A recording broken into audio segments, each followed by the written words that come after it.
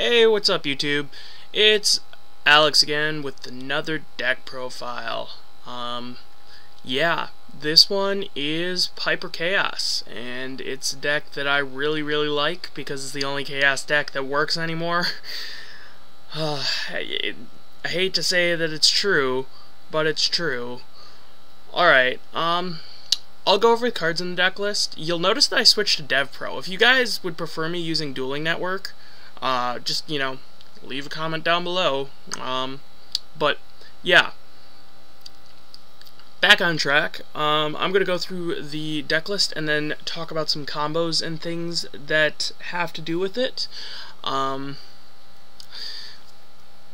Right, so 2 Tour Guide from the Underworlds, 1 Sangan, 2 Tragodia, 1 Gores, 1 Dark Armed, 1 Blackluster Soldier, 1 Chaos Sorcerer, 1 Light Pulsar Dragon, 3 Kinkabayu, 3 Mystic Piper, 3 Effect Veiler, 3 Battle Fader, 1 Unknown Synchron, 1 Neospatian Granmole, 3... Wow, that's really not right on here. The card is called Where Art Thou? Oh, it says, yeah, right over here. Yeah, although I might cut this down to 2. I'm really debating on cutting this down to 2 for maybe a Weisel. I don't know. We'll have to see. I don't really like it at 3. It can be dead. But, it's good. It gives the deck extreme consistency. 2 Mystical Space Typhoon. 1 Day of Peace. 2 Creature Swap. 1 Monster Reborn. 2 Pot of Avarice. This might also get cut down to 2.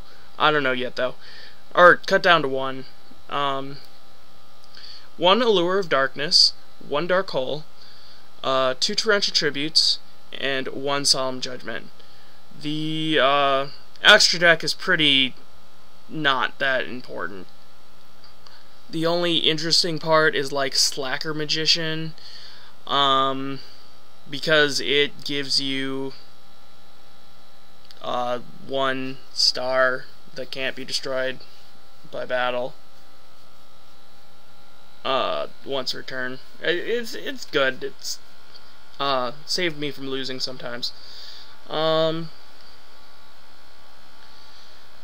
the Sea Dragon, Acid Golem, Zen Mains, this guy, this guy, this guy, this guy, this guy, this guy, this guy, this guy, this guy, this guy, this guy, this guy. There. Yeah. Alright. So. Yeah. So, talking about combos. Well, first and foremost, you have the Piper combo. You summon a Piper, you tribute the Piper, you draw, and then if it's a 1-star, you draw again. So, yeah, you do that like turn 1 almost always because you're running 3 Where Art Thous.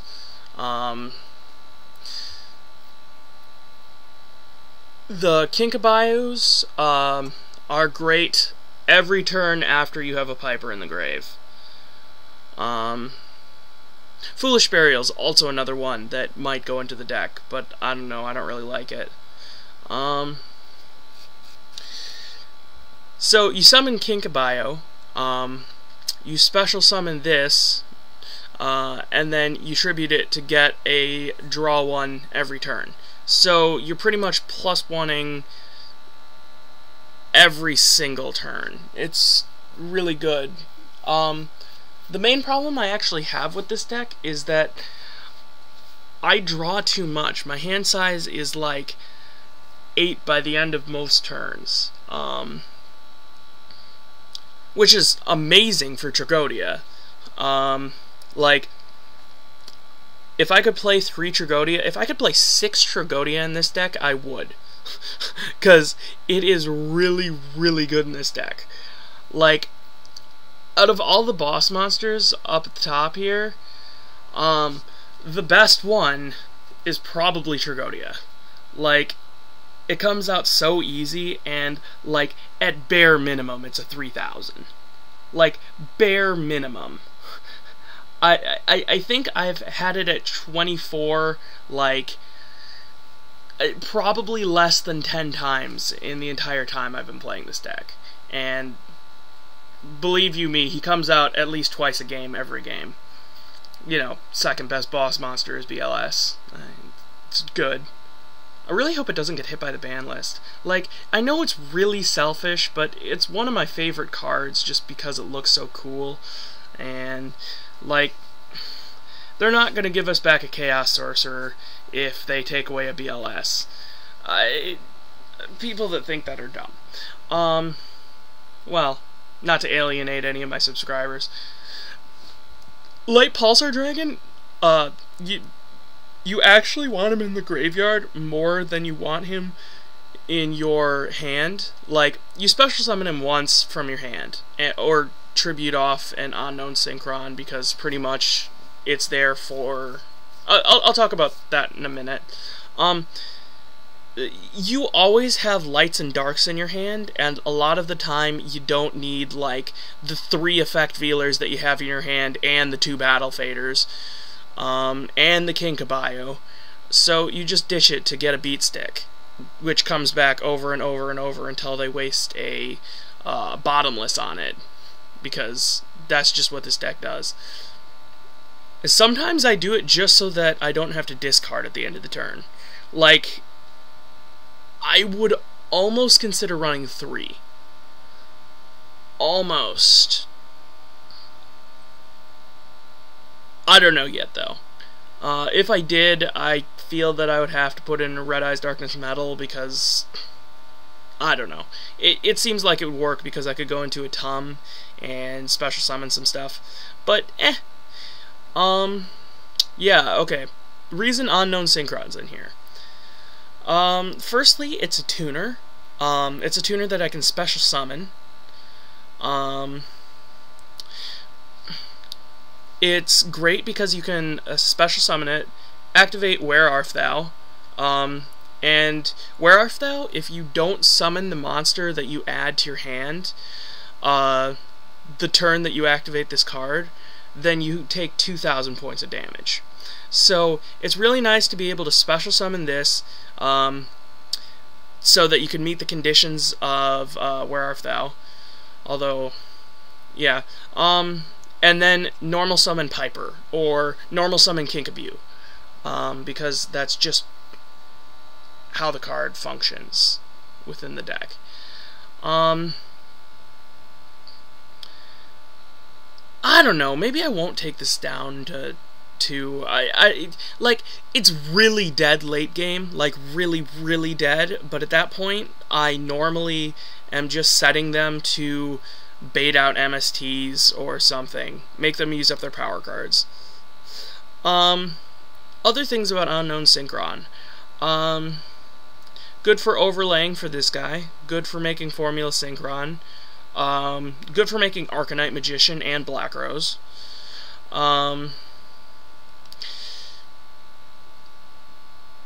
It serves as a tribute for, I guess, Light Pulsar. And I don't know, I like it. I like it. It goes pretty good with Creature Swap, too. Yeah. Another card that I want to talk about is actually Creature Swap. So, Creature Swap is extremely live in this deck. It's one of the ones that I want to put to 3 because it's so good every time I draw it, but I don't want to ever draw it dead. So I just leave it at 2. It might go up to 3. I don't know yet. Might need a little bit more play testing. Yeah, because it's awesome. Here's one of my favorite combos in the deck. So, say your opponent has, I don't know, a Hyperion on board, or something. You know, something big. something that isn't dumb. Maybe in a... yeah. Anyway, you summon Kinkaboo, you special summon Mystical Piper, you tribute Mystical Piper, you get your draw 1, or possibly draw 2. Then you hit up the creature swap, give them the Kinkaboo, you get a Hyperion, and then you just end your turn. And then Kinkaboo will return to your hand. Or like, some of the best plays I've had with this deck are like giving people Battle Faders or Kinkaboos when, you know, I've baited out the back rows. And then dropping a BLS and then just attacking for like an insane amount of damage, like 6k. Which is probably a good reason. Man, he's gonna get banned. I don't want BLS to get banned. No, I just want to play Chaos. Yeah. It's not a very fair card, though. I'll stop complaining. Battle Fader is a must in this deck. You don't commit very much to the board. It's a very reactive deck. You wait until your opponent does something, and then, yeah, roll with it from there.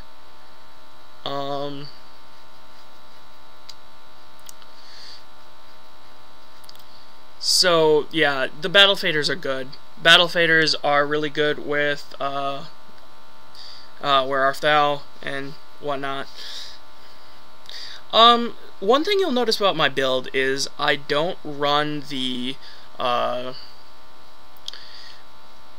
don't run the Caiuses. I feel that they're really terrible cards in this deck. Oh, you know what isn't in here that should be? Is... Time Lord...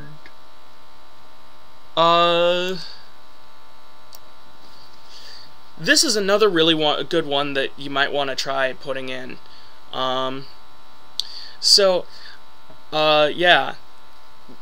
He's really good for the deck because you never have anything on the board and he just bounces everything. He's great in the wind-up matchup because you'll drop a Battle Fader after they try to OTK you. Then, you know, it'll get killed and then you just bring this guy out and he'll just be like, oh, your field? Gone. Yeah.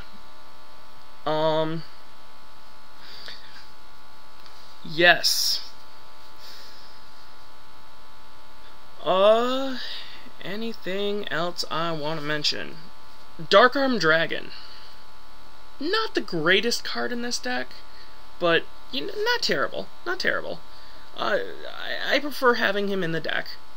Like, worst comes to worst, he's an Allure of Darkness target. Otherwise, I'll just have to sit on it for a while until I have a situation where I'm able to drop him. Which doesn't take too long. Like, you can normally set it up in, like, 3 or 4 turns.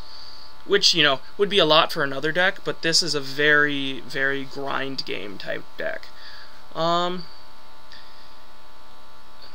one of the things about this deck that really interests me, is that I really have to think when I'm playing it. You can make big pushes, but it's not likely. Like, I mean,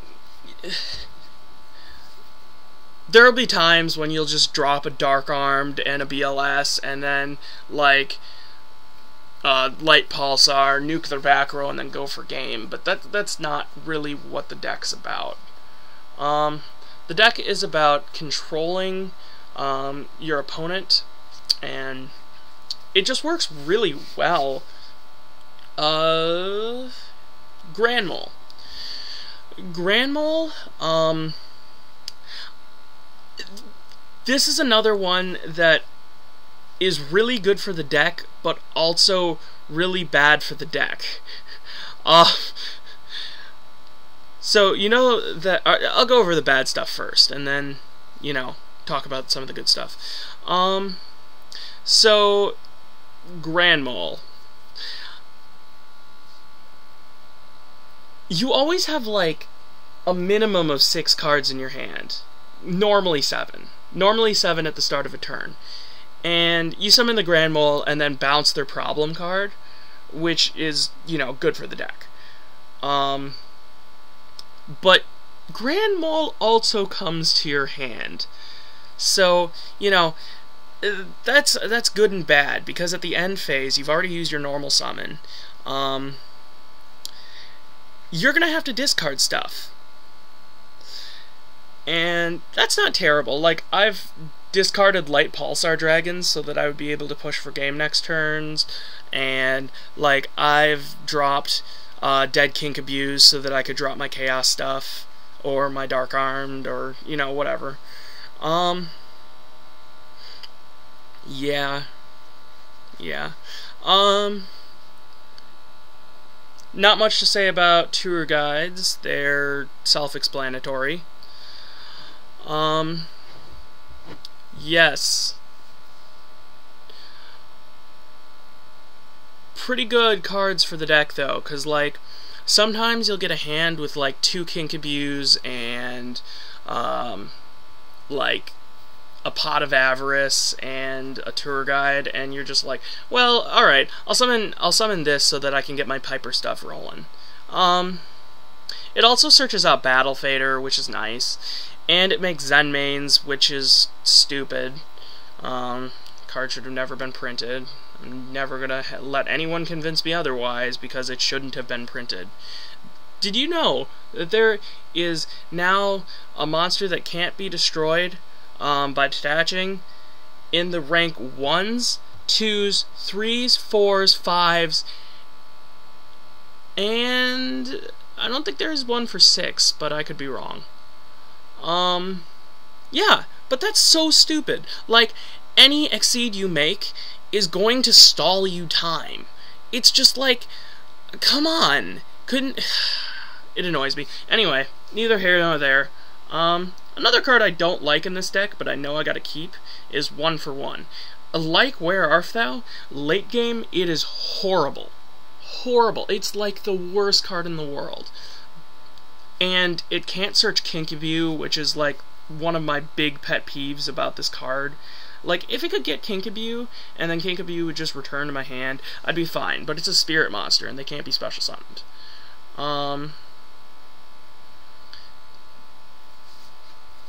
Yeah.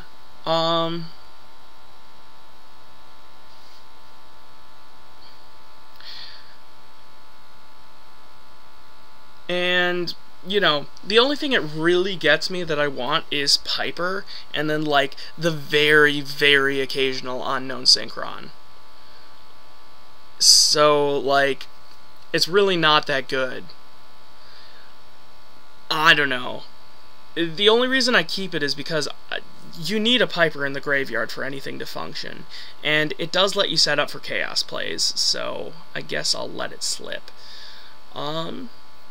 Yeah, if you have any comments or anything that you'd like to mention about this deck, please leave your comments down below. I would much appreciate it. And yeah, I'll catch you guys all later. Peace out.